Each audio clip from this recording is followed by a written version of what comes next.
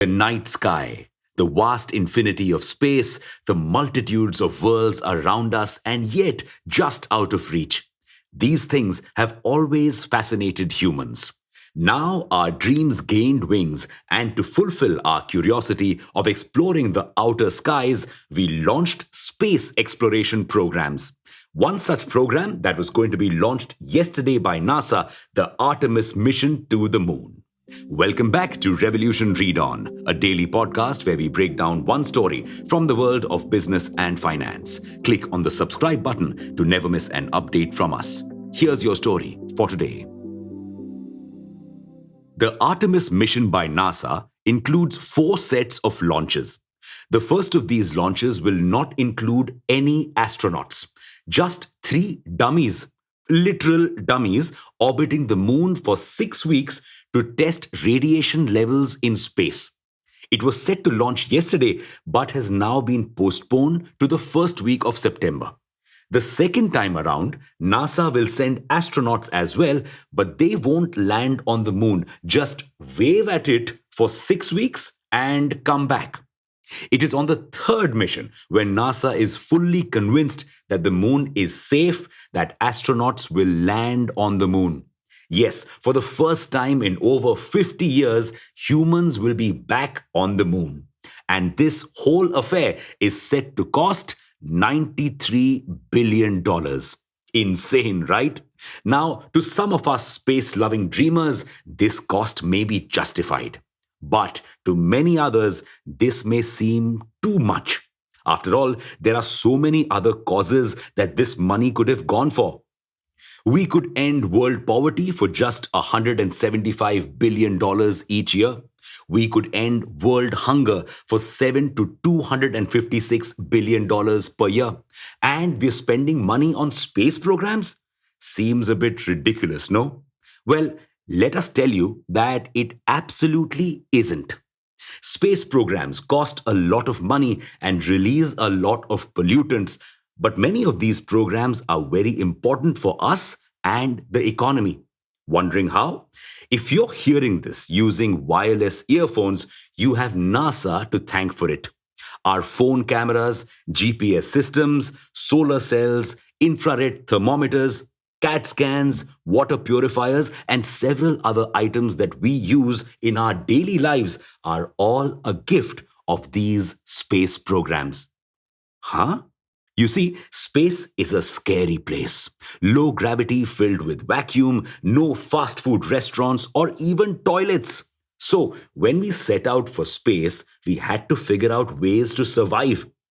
To ensure we had drinking water, we developed water purifying systems so astronauts could filter their urine and drink it safely. To track the spacecraft, the GPS system was enhanced. To protect astronauts from freezing space temperatures, we created lightweight warming gear. And to capture the beauty of space, digital cameras were born. These innovations are responsible for bringing in millions to the US economy each year. In fact, just in 2019, NASA had an economic impact of $64.3 billion on the US economy. Each US state benefited from this.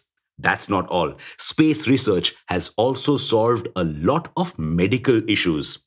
Thanks to microgravity, proteins grow in much more purer form in space. This helps us understand diseases better and helps create innovative drugs for them.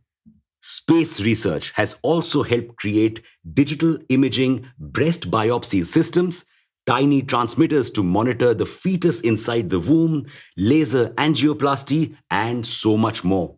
What's more, it is also trying to solve our food crisis.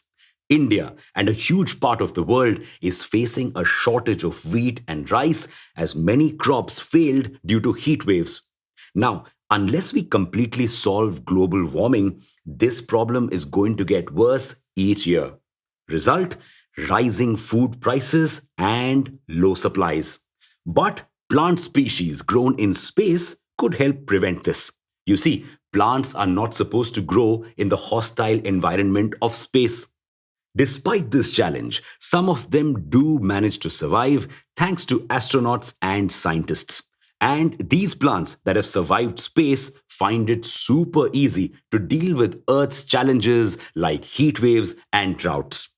So, space helps us create climate change resistant plants, which will be super necessary for our survival. But even with climate change resistant plants, our future on this planet is getting more uncertain day by day. So, we need to find a potential new home for humankind: space. The moon is the important first stop for us to explore the vast universe and beyond. Recent explorations have shown that our Chandamama has some water and ice on its surface. This could be huge for us. This water can be used not just for drinking, but it can also be broken down into oxygen and hydrogen. The oxygen can help astronauts breathe, and hydrogen can help us power further missions into deep space.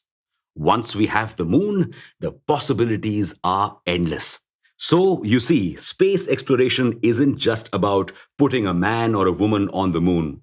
It isn't just about hoisting a country's flag in the outer skies. It isn't just about quenching our endless curiosity.